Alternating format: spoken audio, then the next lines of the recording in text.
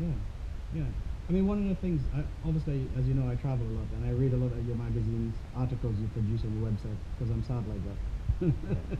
Mud Pond Magic and all those things. I run Arrow. I've just started this year for the first time, and I've seen a massive change for me in the fish, even those at the national notice themselves. Um, you sort of pioneered Arrow. You don't sell any Arrow units. I looked around and there's none for sale, but you pioneered the whole soft water. Could you explain why your reasoning behind salt water, low pH, those things? Well, it's a funny one because I do often sort of hear people say, "Oh yeah, Mike's trying to get you to get on RO for sort of like financial gain." But like you say, from that point, I've always made sure that we never sold reverse osmosis systems or anything like that. So yeah, we'll give people our opinions on what you should do, and then tell you where you perhaps need to go and go and find what you're looking for. Well, I'll just back off a little bit more because I am straight. You are nervous. No, I just can't physically focus on it.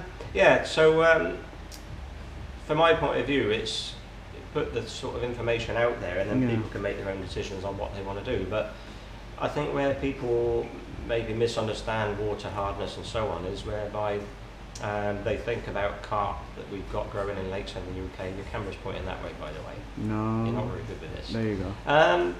But yeah, people look at how carp are raised like normal carp, and they think, well, you know, carp is carp, but carp's not carp. You know, we're talking about nishikigoi, and nishikigoi basically, if you like, genetically predisposed or adapted over the years of actually being raised in the water they're bred and raised in, which inherently is particularly soft.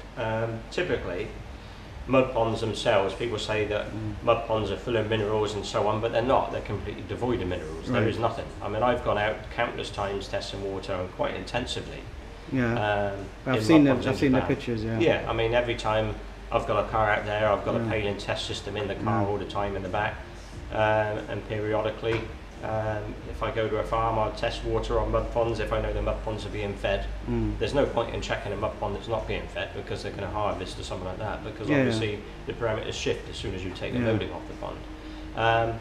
But in a growing situation, I think the water, those parameters are the important ones. But one thing you'll never find is any sort of measurable amount of calcium or GH in the pond, or for that matter really any certain level of KH is virtually non-existent.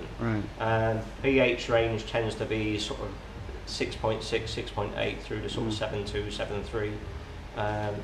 But obviously if you stop feeding, immediately you stop feeding, you take the loading off the pond, and then the pH rises. So it might go to sort of 7.5, 7.6. The water basically in Japan is completely different to the water we've got here, and the biggest problem I think is really pH, rather than sort of TDS level and so on. I think the pH side of it is the biggest part of the battle. If you're raising fish big, I think then TDS comes into play more. But certainly trying to get a reasonable result, I think you need to be looking for a pH of 7.5 or less. And I would say somewhere between sort of 7 and 7.2 as being a more ideal. But 7.5 is fine, but I think above that, if it's anything more than 7.5, you should be looking at trying to reduce it. Well, as you know, since I've been running Arrow, I probably called you a million times, just talking about, just as I was learning it and trying to understand it. Could you explain how KH works in stuff like nitrite, ammonia? What does the KH affect it, and how does it make a difference running a low KH? Or too low of a KH? People say that the bacteria feeds on the KH. Personally, my point of view is that maybe the effectiveness of a filter is affected a little bit marginally, but in all fairness, if you run a pond, let's say at 6.6, not that you ever would, but if you run a level at 6.6, the bacteria don't just die off. And if you look at like marine aquariums, things like that, discus or whatever, that are running a low pH, how do you think they manage? You know, they run with, they've still got to pay attention to the parameters, ammonia and nitrite, and everything runs fine in there.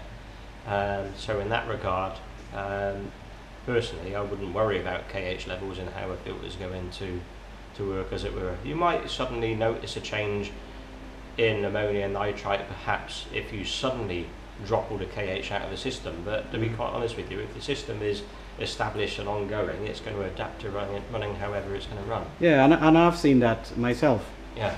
Because I've sort of got a bit worried, got the pollen test out, but then like you say to me, just leave it. It'll be fine. Yeah. Don't worry about it. Yeah. And talking about that, what about turnover rates and showers? Obviously, I run shower drums. You run shower drums here. What sort of turnover rate should we put over the showers? Not necessarily a pond, but how much volume of water over the shower? That's a hard one to really quantify, but one thing I have always sort of said to people is don't put a shower on a pond that's undersized and then try to make up for it by putting loads and loads of water over that shower. Right. There's no point in flooding the shower out. And I think to some degree, maybe I think I've said that to people and that's gone out of context perhaps, because I think some people now think that suddenly they need to be running water over showers slowly, which isn't the case.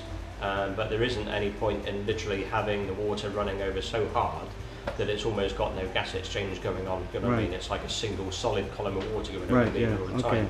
It does need to actually allow the media to breathe properly. Right.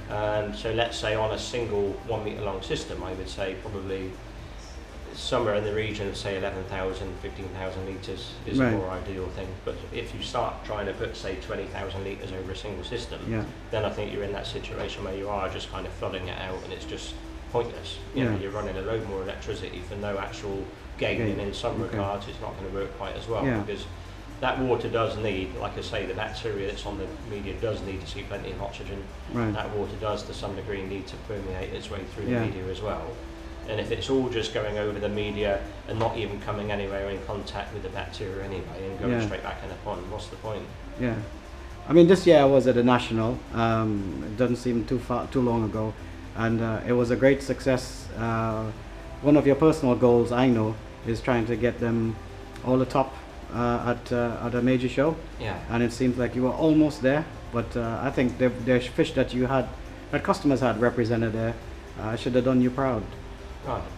Yeah, I think so. For me, that's the rewarding part. But I think in the larger sizes, we perhaps tend to sort of dominate in the show scene these days, really, with fish that have been grown on as well. But for me, to be able to take, let's say, all of the champions, I know it's kind of greedy, but it would be such a rewarding thing to do.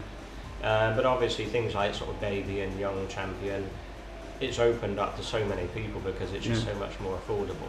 And also with small koi, it's more so down the pattern and things like that, not necessarily what's technically good. So it's a whole lot harder for me to compete, let's say, in smaller sizes. It's more kind of like a lottery in a way. But, but like I say, it would be nice to say one day try and sort of sweep across everything and win everything. And I know other people in other countries have done it.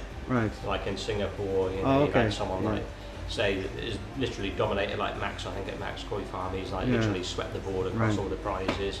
And there's another dealer, Ming Hong Koi Centre in Taiwan, who's done the same thing, I think on a few occasions, literally taken every major prize. But I think it certainly would be fun to be able to do that, but I think it's never going to happen.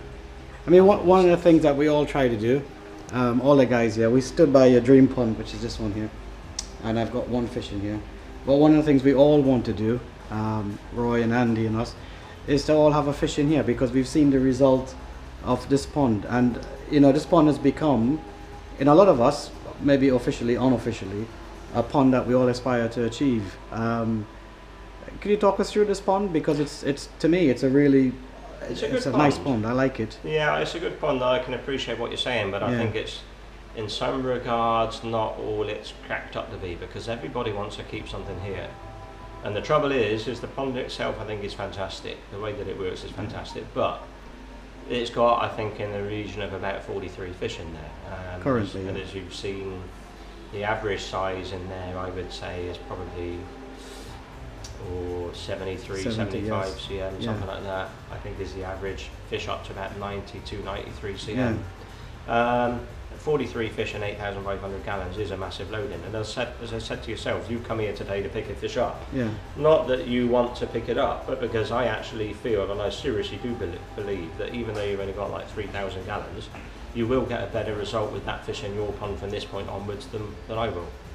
Because comparatively speaking, your 3,000 gallons is a lot lower stock than this, and by the very nature of the fact that it's your own pond and so on, you can maintain that pond. I say maintain, you can keep that water in better spec with that one pond at your place with the system you're running than that I can here.